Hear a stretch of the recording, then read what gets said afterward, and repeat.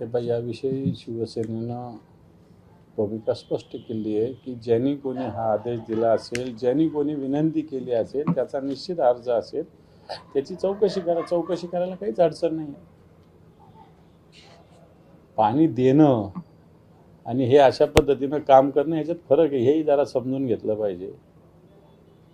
कारण प्रबोधनकार यांच्या संस्कारातून आपण चालतो. त्यांनी अशा बुवाबाजीवर, कर्मकांडावर सातत्यानं प्रहार केलेले आणि ठाकरे त्याच्यातले नाही, एवढं तुम्हाला 100% सांगतो. राष्ट्रवादी काँग्रेस पक्षाच्या सर्व महत्त्वाच्या नेत्यांकडून रुपाली चाकणकर यांचा महिला पक्षाध्यक्षपदाचा राजीनामा घेण्यासंदर्भात एकमत झाल्याची माहिती.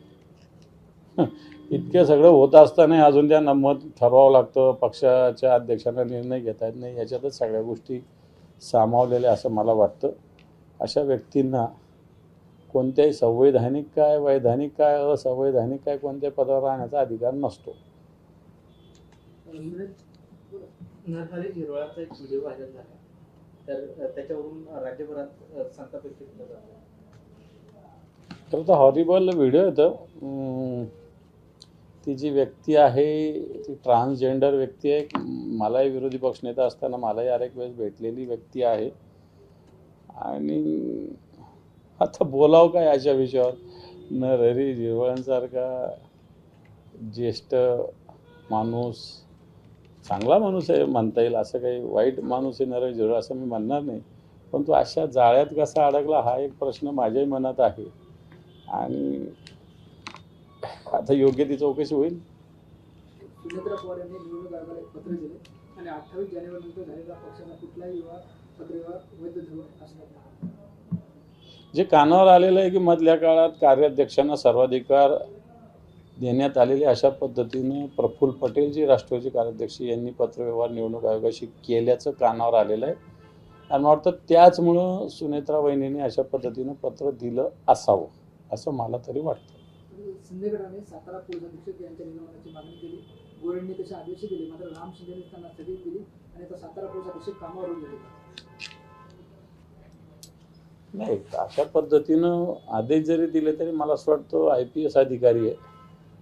IPS अधिकाऱ्याची खरं तर 24 तास, 48 तास, 4 दिवस, 3 दिवस, 7 दिवसात चौकशी करून दोषी आढळल्यावर कारवाई करायला पाहिजे होती आणि तसाच आदेश द्यायला पाहिजे होता असं माझं मत आहे. तसा आदेश न दिल्यामुळं असं काही अधिकाऱ्याला लगेच सांगितलं तर निलंबन होऊ शकत नाही, झालं पण नाही पाहिजे. त्यांनाही बाजू मांडण्याची भूमिका दिली पाहिजे आणि नंतर निलंबन जर दोषी आढळलं तर केलं पाहिजे. ही भूमिका तर सगळ्यांचीच असली पाहिजे. त्याच्यामुळे मला नाही वाटत उपसभापतींनी निर्देश जरी दिले असले तरी ते निलंबित होतील. सत्ताधारी मंत्र्याला अशी वागणूक दिल्यानंतरही ते कारवाई होत नसल्यामुळे शंभूराज देसाई नाराज असल्याची चर्चा आहे. मग राजीनामा द्यावा ना. एवढं सगळं तडफड होती, मंत्री असून तुमच्यावर हात तुमच्याच जिल्ह्याचा SP उगारतो तर तुमचं राहिलं काय हा प्रश्न आहेच ना. त्याच्यामुळे मला असं वाटतं तुम्ही राहता कशाला मग. आपण ते म्हणतो पळीभर पाण्यात डुबून मेलं पाहिजे. अशोक खरात यांच्या प्रकरणावरती बोलताना जितेंद्र आव्हाड म्हणाले की सत्ताधारी पक्षातल्या 38 आमदारांनी भोंदू खरातकडे जाऊन करंगळ्या कापल्या. खरं तर या अशोक खरातला जिवंत राहण्याची व्यवस्था सरकारने केली पाहिजे, कारण की एन्काउंटर होण्याची शक्यता वर्तवली जाते. तर त्यात सत्य वाटतं का तुम्हाला? खरं आहे ना, कारण एवढे जे रोजचे कारनामे, रोजचे जे व्हिडिओ येतात ते कधी बघितले तर मला असं वाटतं एकतर किळसवाने व्हिडिओ आहे ना, असे व्हिडिओ आणखी बाहेर येऊ नये म्हणून ज्याचे असतील ते लोक सगळे मिळून न जाणो. अशोक खरातलाच जी भीती काही जण व्यक्त करतात तसं होऊ शकतं. तुमच्या शिवसेनेतील अंतर्गत वाद चव्हाट्यावर आल्याची माहिती आहे. उद्धव ठाकरे आणि खासदार यांच्या झालेल्या बैठकीत चित्रुदी भडकल्या आणि राऊतांनी राज्यसभेसाठी पवारांचं नाव का सुचवलं हा सवाल त्यांनी उपस्थित केला. सूत्राची असे सूत्रबित्र काही नव्हते तिथं. खासदारांची बैठक झालेली आहे. नियमित पार्लमेंटचं अधिवेशन चालू असताना बैठक होत असते, तशी बैठक माननीय उद्धवजी ठाकरे साहेबांनी केलेली आहे.